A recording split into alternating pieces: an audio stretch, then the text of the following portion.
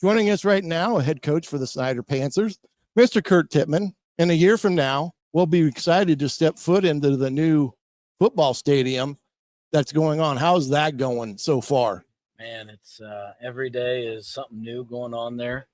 It's exciting, but right now it's just a bunch of piles of dirt. But that's like recruiting. Yeah, the vision of it is ominous and something that we will be on cloud 9 at this time next year. I mean, it'll be exciting. Yeah, well, it's one of those things that it does take a little time with everything, and as far as it goes. But now we're heading into the 2025 season. Offensively, talk about that, because a year ago you were a little young on that side of the ball, right? You've got some guys now that have aged up and got a lot of experience. Talk about your offense heading into this season. Well, that you refer to is really the offensive line. Those guys were all brand new last year, and other than one, they're all back.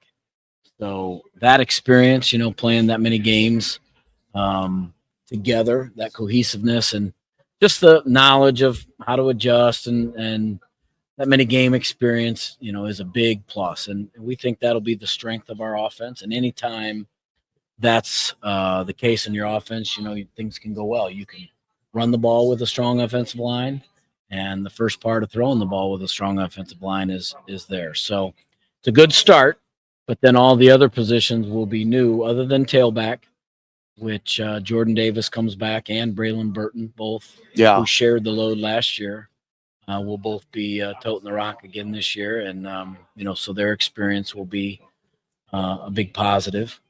And, just got a quarterback situation to work out, and, we'll have some new faces out there in the perimeter. Well, the other thing that I was thinking of is the backfield for you.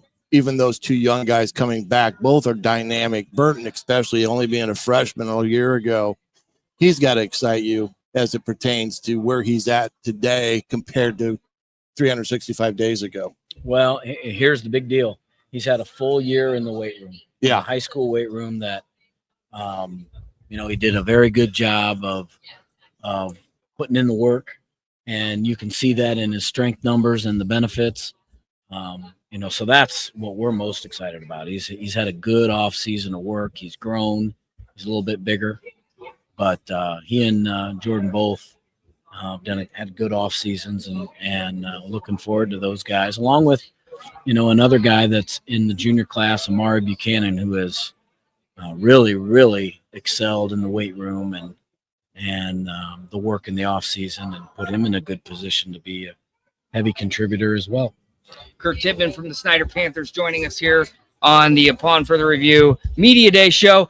Defensive side of the ball, I think, that was kind of a lot that went into it last year, that, we see Brandon Logan graduate. We see Landon Fry graduate. Talk about the defense, some new guys in new positions there. What does that unit look and shape up for you this year? Another year heading into this season. Well, it's hard to imagine taking the field without Brandon Logan and Landon Fry.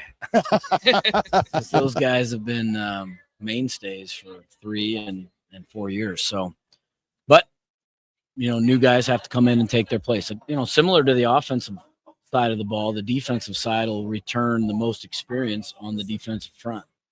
And so 3 of those guys are back.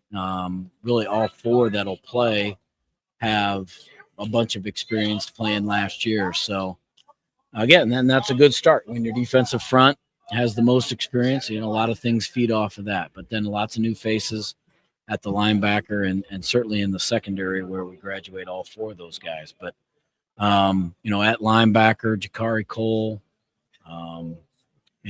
Jamison Reed, our guys, along with Cole Baumgartner and Jaden Howard, who we think that can fill those roles. And out on the perimeter, really the guy that returns at the linebacker level with the experience that, is our most talented guy. That's Braylon Fertiel. And he's had an awesome offseason.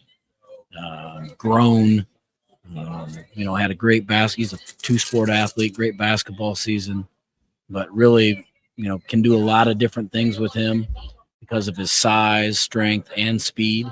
So he'll be kind of all over the place for us on the field. And then, in the secondary, a lot of those spots still need to be figured out. But, that's what this summer's for. Sure. Tough outing last year, going down in sectionals to Carroll. You come to the state title run, you come back, lose in that sectional game. What does that mean? What has the offseason been like for this team as far as hunger, as far as staying hungry, being ready, and just working towards, that bad taste in the mouth? I think a lot of times we talk about what has this offseason been like for the Snider team, trying to bounce back really and get into another season. Well, I don't know that it's a bad taste in our mouth. I think it's like every offseason. There's so much time and opportunity to improve yourself, your team. That's kind of the way we approach the offseason is, here are these many workouts that you have, and this activity or this sport that you're playing, all of which geared towards helping you become a better player. And so that's what we're excited about, because our kids do a good job of working in the off season. So, I think the highlight of the off season is, as I watch these videos play, our first 3 games are all against teams that played in the state championship game last year in Lucas Oil Stadium. So, Who made out your schedule? Yeah, no kidding.